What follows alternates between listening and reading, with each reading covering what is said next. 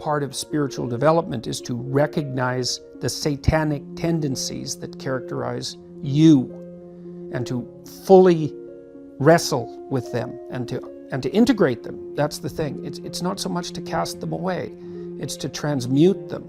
You know, and you can see the difference between people who've done that and people who haven't, at least to some degree, because people who haven't integrated the shadow at all are naive. And you can tell that when you look at them, and you can tell that when you talk to them. And because they're naive, they're often resentful as well because they get taken advantage of.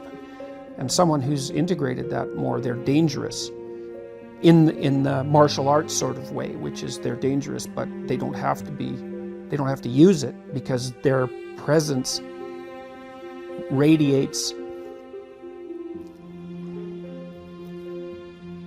what would you say? It doesn't radiate threat exactly.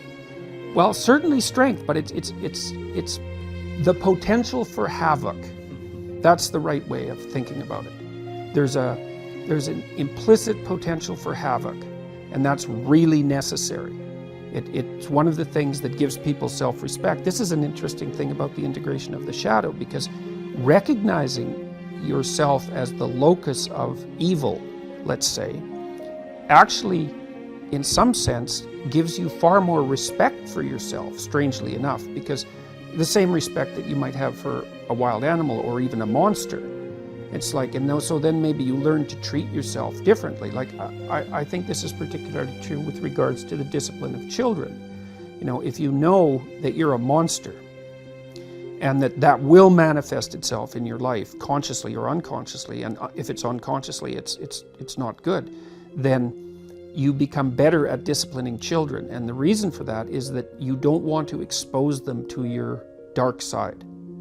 And so if they behave and don't provoke you, which means they'll also behave for other people, then the monstrous part can stay in abeyance, and then that's great. But if you don't understand yourself as capable of wreaking havoc, and that can be the kind of havoc that unfolds over decades, right? Because if you're going to abuse a child, it's the primitive form of abuse is the physical abuse. The sophisticated form of abuse is the continual undermining of the child's courage across perhaps their entire life.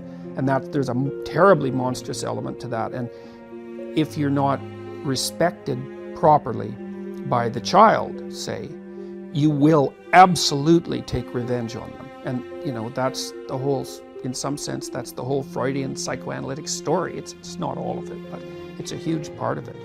So. Interesting that you say that you have to accept the fact that you're dangerous or become dangerous, because I'd also say that if you haven't done that kind of shadow work, if you haven't made friends with your anger, if you haven't integrated it, you're actually more dangerous. Yes, definitely. Because then things will happen that it will come out in a way that you don't expect. Right, it comes out disintegrated. So it comes out as an autonomous spirit, right, under no one's control, and that's like a burst of rage, let's say.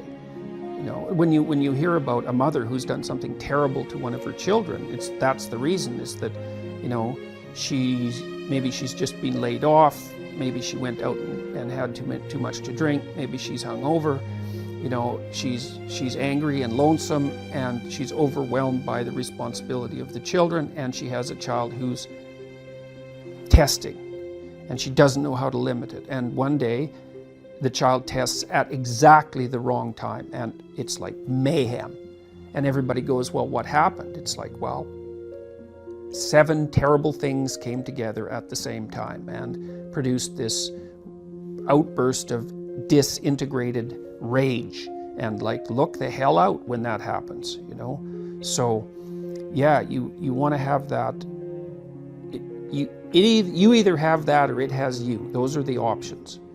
And you don't become safe by being castrated.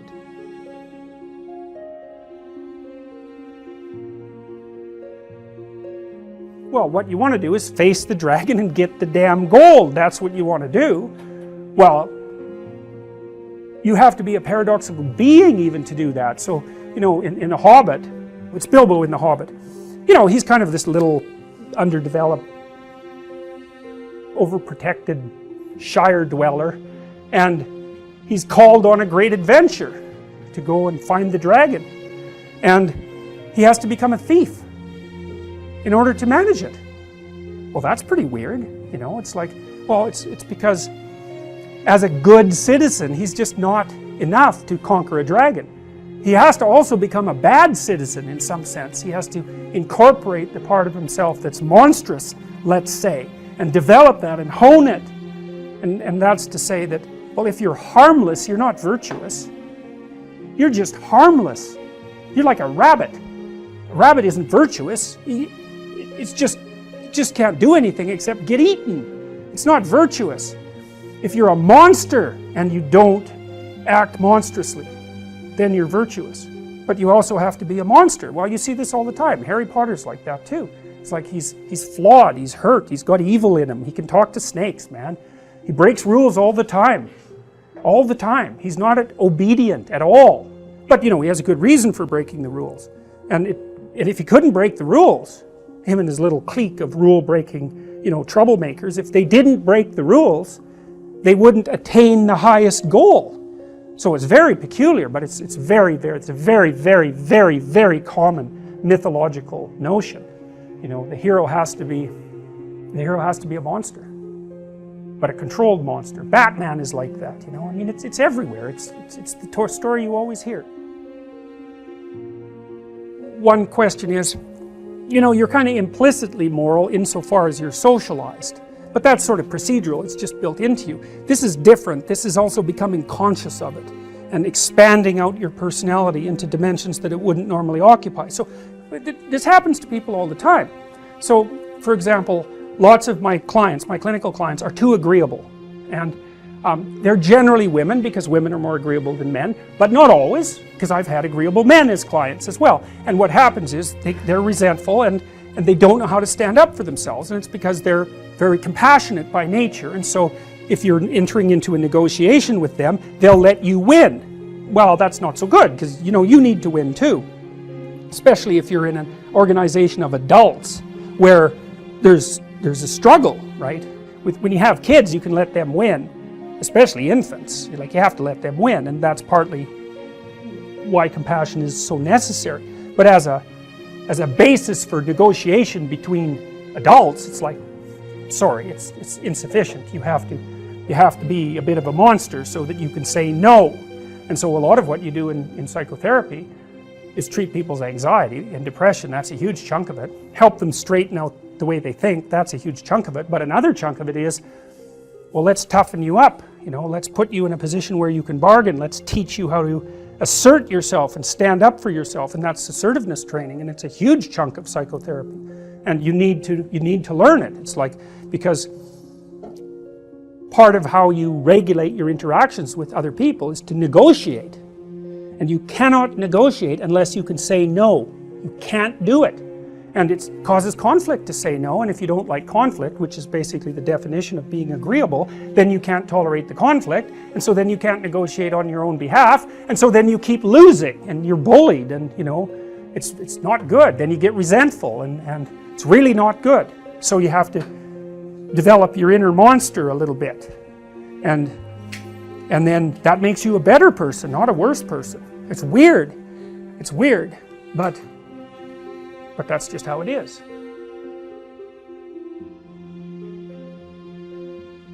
So the question is, why do people pursue rewards that don't produce this resonance? They don't have a value hierarchy. So Pleasure Island, it's a good example. Those kids that were brought there were lost. So they didn't have anywhere to go. They didn't have an identity. So they default to local pleasure. And that's better than none. Although the problem with local pleasure, well, as the narrative made clear, is that you better look out if you're impulsive, because it's going to kick back on you hard. And the reason is, you're only considering the immediate time frame. And the problem is that things propagate across all the time frames. And so just because something works really well this second, cocaine, for example, doesn't mean that it's a tenable solution to the class of all problems. So usually, often people pursue local pleasure because that's the best they can imagine. It's the best they've been taught. They don't see another alternative. So it can be ignorance. It can be they don't want to adopt the responsibility, because part of the problem with working at every level of the hierarchy simultaneously is that it's Well, it's like dancing to a very complex waltz, let's say. You have to be paying attention to a very large number of things simultaneously and doing things right. It requires responsibility. And so, you know, it's a pain. It's a weight. Part of the reason people drink alcohol is to get rid of their responsibility. I mean, that's, you know, you hear people drink because they have problems. It's like, yeah, no. Some people drink because they're anxious, and alcoholics drink because they're in withdrawal. But young people drink because they're sick and tired of being responsible, because it's annoying. It's like, so I'll drink enough, I won't care about the medium to long-term consequences, because alcohol, that's exactly what alcohol does. It doesn't make you ignorant of the medium to long-term consequences, but it makes you not care about them. And partly it's because it dampens anxiety. So it dampens anxiety, leaves your positive emotion circuits intact, so then you can go out there and do stupid fun things. And that's a party, really. Let's go do stupid fun things. That's a party. But the medium to long-term consequences are, it's risky. It doesn't mean you shouldn't do it, but it's risky. So, yeah, they don't know better. That's the answer, I would say.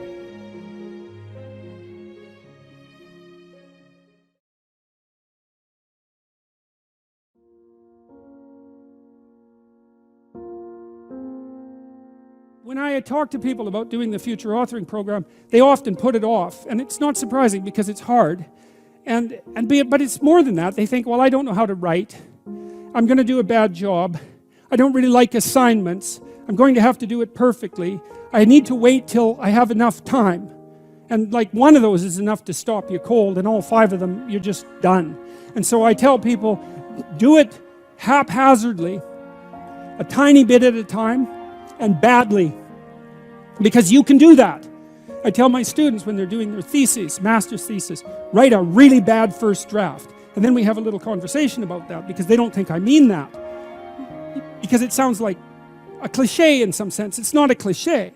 It's not a cliche at all. It means you're a terrible writer. But if someone put a gun to your head and said, you have to have your 100-page thesis done by next Monday, or I'll shoot you, but I don't care how terrible it is, you would sit down and write it. And the thing is, then you have it, right? Then you have something, and then you can fix it. You can iterate and fix it. That bad first draft, that's the most valuable thing. And so that's what you need. You need a bad first draft of yourself. And there's an idea that Jung developed about the trickster and the jester, the comedian, right? That the trickster is the precursor to the savior. That's one of the things I learned from Jung that was just, it's so unlikely. You'd never think that. It's so amazing that might be the case. But the satirical and the ironic and the troublemaker, the comedian, the fool is the precursor to the savior. Why? Because you're a fool when you start something new. And so if you're not willing to be a fool, then you'll never start anything new. And if you never start anything new, then you won't develop. And so the willingness to be a fool is the precursor to transformation. And that's the same as humility. And so if you're going to write your destiny, you can do a bad first job. You're going to get smarter as you move forward. That's the thing, is that, so something beckons to you. That's what happens here. Maybe the star that Geppetto wished on was the wrong damn star, but at least it was a star, right? At least it was in the sky. At least it moved him forward. And so you say in your life, well, something grips you and fills you with interest. And you think, well, should I do that? And the answer is, if not that, then something. What if it's a mistake? It's a mistake. Rest assured. What do you know? You're going to stumble around, right? And what's going to happen is this. You're going to move, you're going to not stay in stasis. You're not going to wander around in circles. And I see people like that. They said, well, I never knew what to do, and now I'm 40. It's like, that's not so good. That's not so good. And you might say, well, and there is a literature too that suggests that people are a lot more unhappy when they look back on their lives about the things they didn't do than they are about the mistakes they made while they were doing things. And so that's really worth thinking about too, because there's redemptive mistakes. And a redemptive mistake would be a mistake that you make when you go out and try to do something. You know, you think, okay, I'm going to try to do this. And you're not good at it. You make a bunch of mistakes. It's like, well, what's the consequence? If you pay attention, is you're not quite so stupid anymore. That's the thing, is you've been informed by the results of your errors. And so what happens is, you follow the beacon, you follow the light. And you're blind, so you don't know where the light is. It's dimly apprehended only, and you're afraid to follow it. But you decide to take some stumbling steps towards it. And as you take stumbling steps towards it, you become illuminated and enlightened and informed.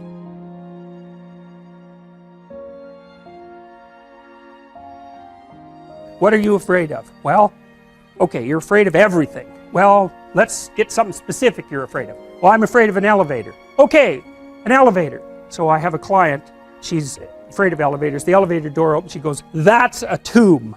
And I thought, oh, wow, I thought it was an elevator. But for you, it's not a bloody elevator. It's death. And so that's what you're afraid of. It's worse than that. You're afraid of being trapped inside there in the dark alone, not knowing if anyone is going to rescue you, stuck there with your damn imagination, freaking out.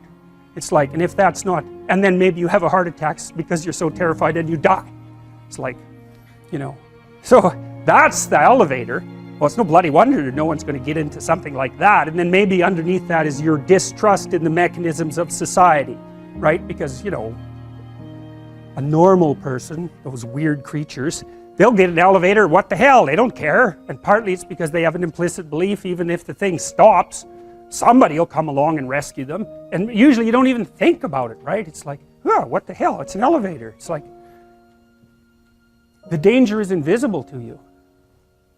And it's partly because you implicitly trust the structure. And so maybe you go into the unconscious presuppositions of the person who is terrified of the elevator and the subways, and you find out they have a real problem with trusting authority, and that's partly why they don't get along with their husband and why they've never been able to stand up for themselves.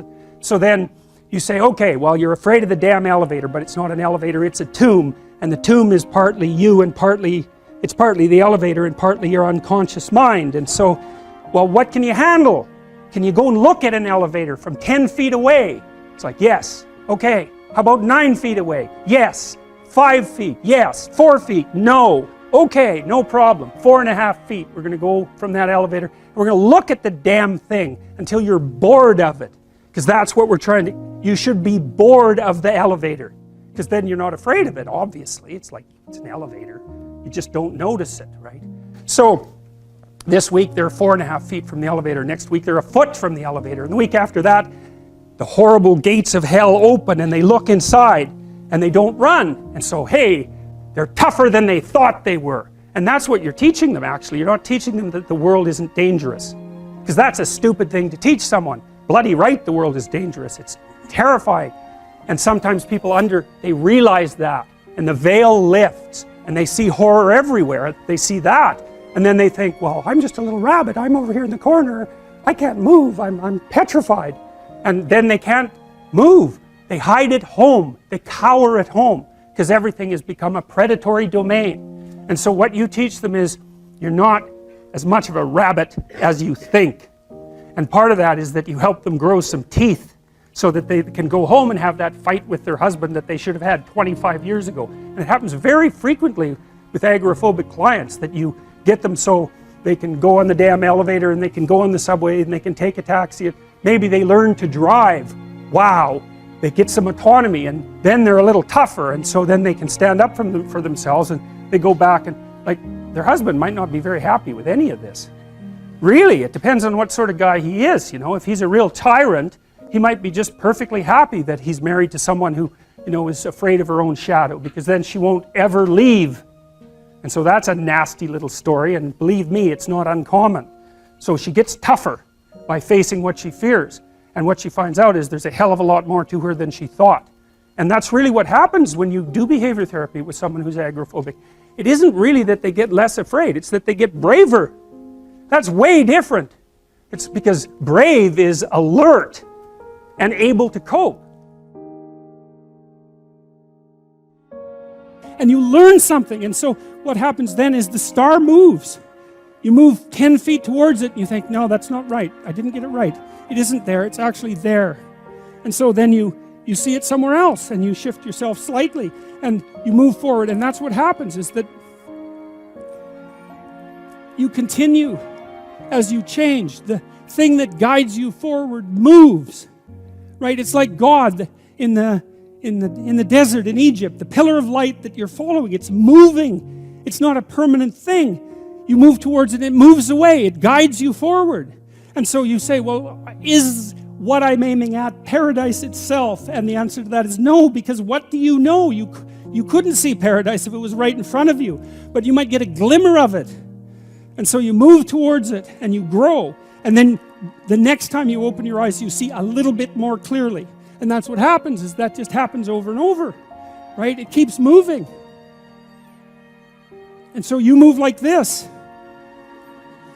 But the thing that's so cool is that all those zigs and zags, you say, and each of those zags and zigs is a catastrophe. I hit a wall, my God, and then I had to die a little bit, and I barely got back up. It's a phoenix transformation at each turn, and it's painful. But the thing is that even though you've traveled 20 miles, let's say, on that road, and you've only moved 3 miles forward, you've moved 3 miles forward instead of falling backwards, because that's the thing too, is that if you stand still, you fall backwards. You cannot stand still, because the world moves away from you if you stand still. And there's no stasis, there's only backwards. And so if you're not moving forwards, then you're moving backwards. And that's more of the underlying truth of the Matthew principle. To those who have everything, more will be given. From those who have nothing, everything will be taken. It's a warning. Do not stay in one place. Well, as you zig and zag, maybe the cataclysm of each transformation starts to lessen. There's not so much of you that has to die with every mistake. And maybe you end up oriented at least reasonably properly. And if you were sensible, that would have been your trip. But it wasn't, right? It's that. And perhaps it's a lot worse than that. Perhaps there's no shortage of backtracking. But it doesn't matter, because as you stumble forward, you illuminate and inform yourself. And perhaps that's partly because the world is made of information. And if you encounter it and tangle with it, then it informs you. And then you become informed. And then you're information. And then you're ready.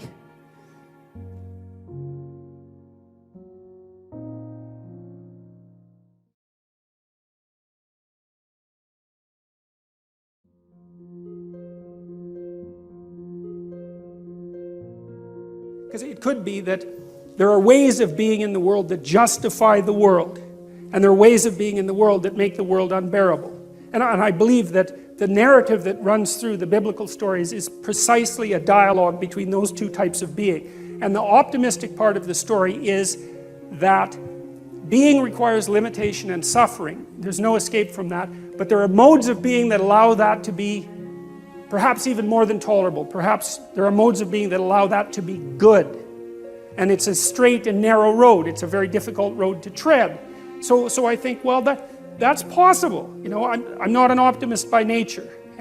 But that's one of the things that I've conceptualized and read about that I actually find plausible, because it's certainly the case, everyone knows this, that there are ways that you can act that make things worse. Everyone knows that. And so if that's the case, there has to be the opposite, right? There has to be ways that you could act that make things better. And obviously you can act in ways that make things really way worse. And so the question is, well, are there ways that you can act that make things really much better? And I think that's the question, is can we have our cake and eat it too? Can we have the being that requires limitation and suffering, and also simultaneously transcend that by our mode of being? And I believe that the biblical stories, and perhaps not only the biblical stories, but the biblical stories are one of the human imagination's best attempts to address and answer that question. That's what the entire story is about. So the first of it is the catastrophe of the collapse of self-consciousness and the entrance of humanity into history. And the rest of it is, okay, now we're in history. Now we know that we're going to die. We know about our mortality. We're conscious of our own being. Is there a mode of acting in the world that allows that to be justifiable, or maybe even more, that allows that to be triumphant? And then I would also say, maybe it's worth finding out, you know.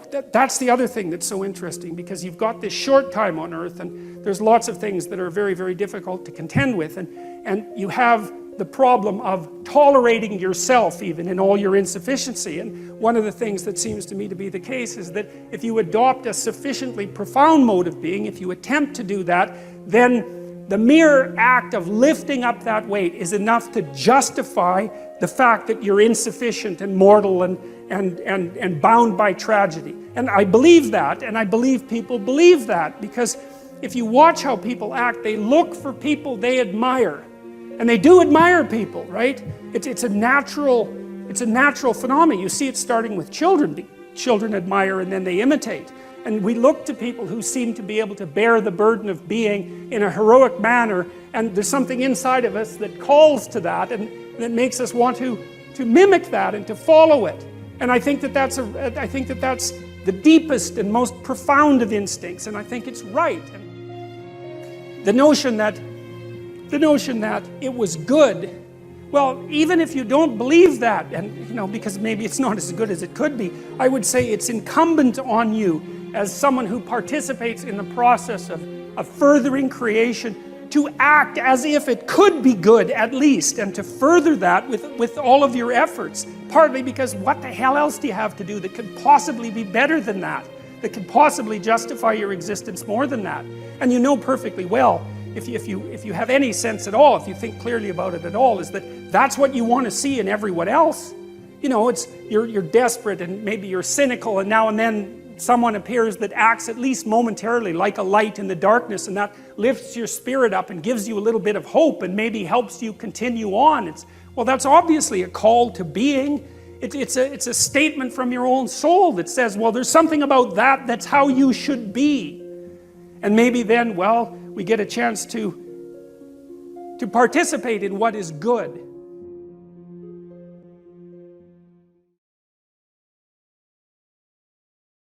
You might have heard about B.F. Skinner. He used food pellets to motivate his rats, but what you don't know about Skinner is that those rats were starved to 3/4 of their normal body weight.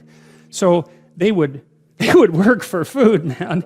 So Skinner's rats were kind of oversimplified, but you can get rats to work for food. They don't have to be that hungry. You can get them to work for food, and they'll do all sorts of things. They'll press levers, and they'll open doors, and they'll solve problems, and they'll do all sorts of things. And one of the things you can do to kind of measure how much the rat is motivated is, let's say you've run him through a maze and he knows there's some food at the end of the maze. You can tie a little spring to his tail and see how hard he pulls when you open the door to the maze. So because that's how much work the rat is willing to do, so you can measure that. Or you can see how fast he skitters down the maze, and you can get an estimate about the rat's motivation. And so then you might say, well, how motivated is a hungry rat? And the answer would be, depends on how hungry he is. But there's another answer. It also depends on what's chasing him when he's going after the food. So if you have a rat and you have food over here and you waft in some cat odor, rats hate cat odor, and it's innate. They never have to see or smell a cat to be absolutely petrified by cat odor. And so if you waft in some cat odor and then open the door, that rat will zoom to that food a lot faster than it will if it's just hungry. So a rat running away from something that it doesn't want towards something that it does want is a very motivated rat. And so one of the things we did with the future authoring program that's germane to this idea of terror, because there's this idea in the Old Testament that the fear of God is the beginning of wisdom, and it's a pretty harsh idea.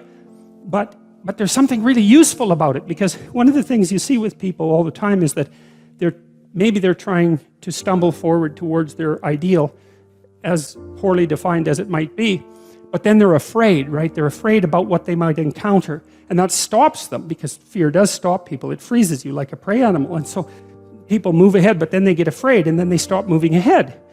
And that's not so good, because negative emotion is a really powerful motivator. So we're more motivated by negative emotion than positive emotion, quantitatively speaking.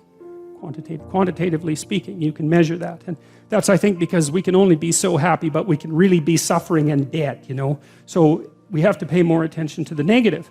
And that's bad, because the negative can stop you. And then in my clinical practice, I often talk to people who are trying to make a difficult life decision, and they're weighing out the costs and the benefits of making the life decision, And one of the things I always talk to them about is, wait a second, that's an incomplete analysis. You have to weigh out the benefits and the costs of doing this. And you have to weigh out the costs and benefits of not doing that, not doing it. And that's not the same as the zero that you assume that you're starting with, right? Because to not make a decision also has a cost. And sometimes the cost of not making a decision is far worse than the cost of making a decision, even if the decision is risky. And so one of the things you can derive from that, and this is very useful, I think, is that this is also, I think, why it's so useful to contemplate your mortality, so to speak, is you're screwed no matter what you do. You know, and that actually frees you, is that you have path A that has catastrophes and you have path B that has catastrophes, and you don't get to have the no catastrophe path, but you get to pick which one. And that's really something, because if you know that there's terrible risk associated with everything that you do and don't do, then you can afford to take some risks, because you're not, you know, and this is all within the ark metaphor.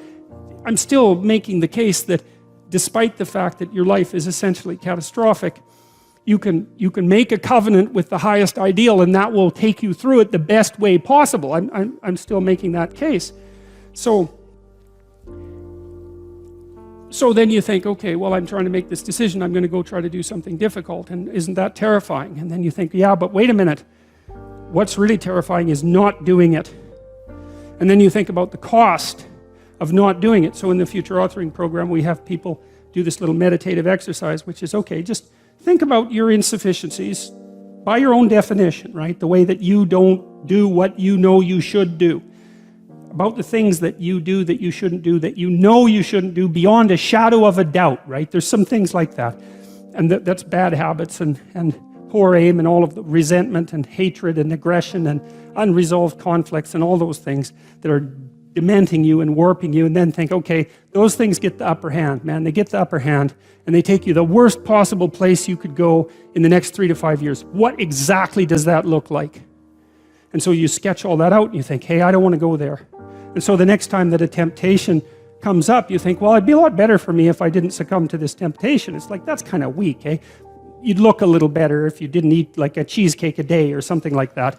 You know, that's something, but it's not the same as I'm going to have diabetes and I'm going to lose my damn leg in 5 years if I don't get my eating under control. That's motivating. And so then the temptation comes along and you think, oh, how about no? Seriously, how about no? Not just because a higher good would be obtained if I avoided it, but because a terrible catastrophe would be averted if I didn't.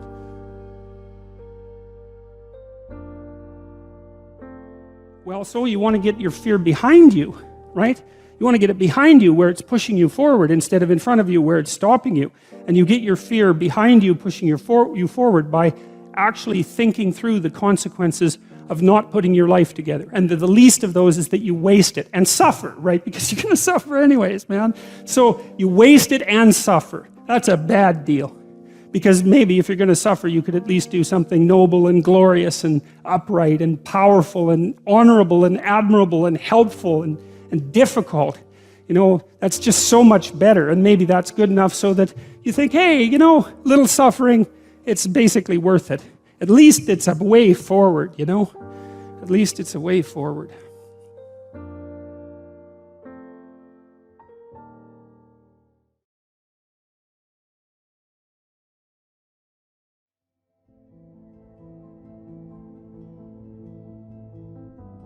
What should move forward in time with me, and what should be let go as if it's dead wood?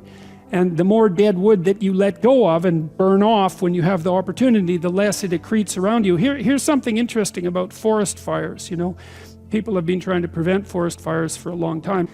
The forest fire can burn so hot that it burns the topsoil right off. In which case you don't have a forest at all anymore, you just have a desert. And lots of trees are evolved to withstand forest fires of a certain intensity, and some won't even release their seeds unless there's been a fire. And so a little bit of fire at the right time can stop everything from burning to the ground.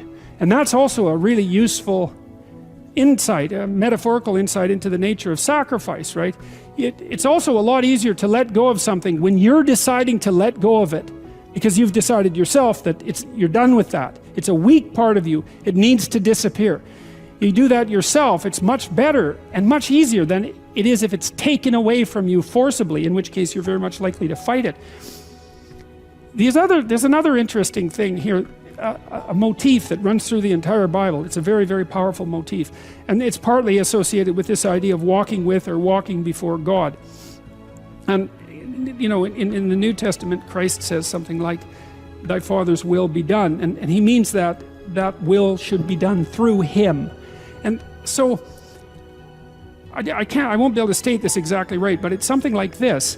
You know, a lot of what people regard as their own personalities and are proud of about their own personalities aren't their own personalities at all. They're useless idiosyncrasies that differentiate them trivially from other people.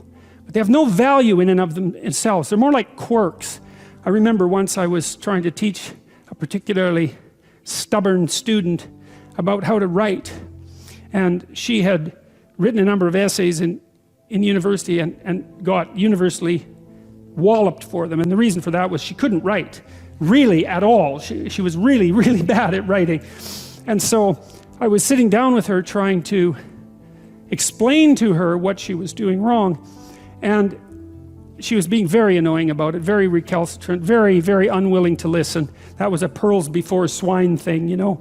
And at one point she said, I can write perfectly well. This university professors just don't like my style. And I could feel my hands creep towards her neck. Yeah, well, that'd be funny if it wasn't true, but it was also true. You know, and I thought, what the hell's with you? You can't even write, and you think you have a style. And not only do you think...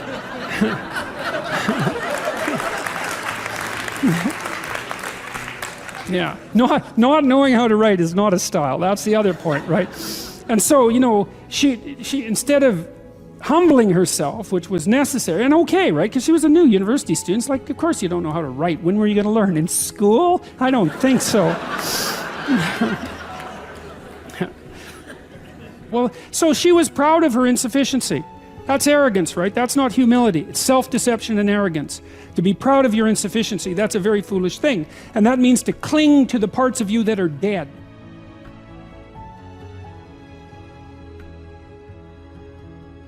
Back to the walking with God idea. You know, as you elevate your aim,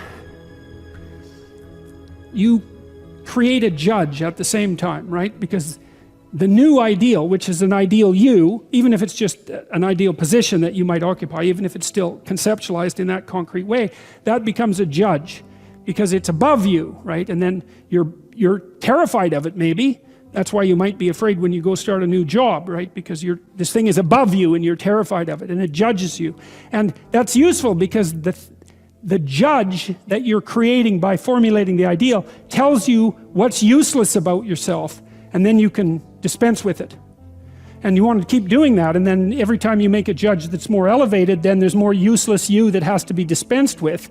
And then if you create an ultimate judge, which is what the archetypal imagination of humankind has done, say, with the figure of Christ, because if Christ is nothing else, he is at least the archetypal perfect man and therefore the judge. You have a judge that says, get rid of everything about yourself that isn't perfect. And of course, that's also what God tells Abraham, right? He says to be perfect, to pick an ideal that's high enough, and you can do this. The thing that's interesting about this, I think, is you can do it more or less on your own terms. You have to have some collaboration from other people, but you don't have to pick an external ideal. You can pick an ideal that fulfills the role of ideal for you. You can say, okay, well, if things could be set up for me the way I need them to be, and if I could be who I needed to be, what would that look like? And you can figure that out for yourself, and then instantly you have a judge. And I also think that's part of the reason people don't do it, right? Why don't people look up and move ahead? And the answer is, well, you know, you start formulating an ideal, you formulate a judge, it's pretty easy to feel intimidated in the face of your own ideal. That's what happens to Cain versus Abel, for example. Then it's really easy to destroy the ideal instead of to try to pursue it, because then you get rid of the judge. But it's way better, lower the damn judge if it's too much. Like if your current ambition is crushing you, you know, then maybe you're playing the tyrant to yourself, and you should tap down your ambitions, not get rid of them by any stretch of the imagination, but at least put them more reasonably within your grasp. You don't have to leap from point 1 to point 50 in one leap, right? You can do it incrementally. But I really like this idea. I think it's a profound idea that the process of recapitulating yourself continually is also the process of, it's a phoenix-like process, right? You're shedding all those elements of you that are no longer worthy of the pursuits that you're valuing. And then I would say the idea here is that as you do that, you shape yourself ever more precisely into something that can withstand the tragedy of life and that can act as a beacon to the world. That's the right way of thinking about it. Maybe first to your friends and then to your family. It's like it's a hell of a fine ambition, and there's no reason that it can't happen. You know, every one of you knows people who are really bloody useful in a crisis, and people that you admire, right? Those are all, you can think of all those people as you admire as partial incarnations of the archetypal Messiah. That's exactly right.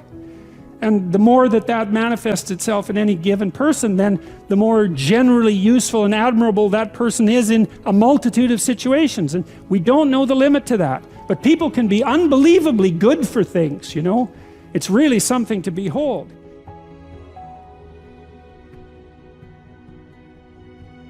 In order to have any positive meaning in your life, you have to have identified a goal, and you have to be working towards it. And there is a technical reason for that. And the technical reason, as far as I can tell, is that the circuitry that produces the kind of positive emotion that people really like is only activated when you notice that when you're proceeding towards a goal that you value. And so that means that if you don't have a goal that you value, you can't have any positive emotion. So technically that's the incentive reward system, and the underlying circuitry is dopaminergic, and when that circuitry is activated, then it's part of the exploratory circuit. It gives you the sense of being actively engaged in something worthwhile. And that's, you know, you tend to think of positive emotion as something produced by reward. But there's two kinds of positive emotion. One is the reward that's associated with satiation, and that's consummatory reward, and that's the reward you get when you're hungry and you eat.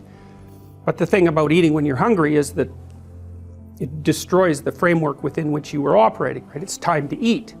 Well, you eat, and then that framework's no longer relevant. So the consummatory reward eliminates the value framework. And then you're stuck with, well, what are you going to do next? And so the consummatory reward has with it its own problems, but the incentive reward is constantly what keeps you moving forward. And incentive reward, because it's dopaminergic, also is analgesic, literally analgesic. So if you're in pain, you take opiates, and that will cut the pain, but so will psychomotor stimulants like cocaine or amphetamines. And so it's literally the case that if you're engaged in something that's engaging and you're working towards a goal, that you're going to feel less pain. And you can see this happening with athletes who, you know, they'll break their thumb or something, or maybe sometimes even their ankle, and they'll keep playing the game. Of course, afterwards they're suffering like mad, but the fact that they're so filled with goal-directed enthusiasm means that, well, the pain systems are in some sense shut off. So that's an interesting thing, because what it suggests, I mean, then you could imagine, I might say, well, how happy are you that you've made a certain amount of progress? And if you think about it, what you'd say is, well, it depends on how much progress and in relationship to what.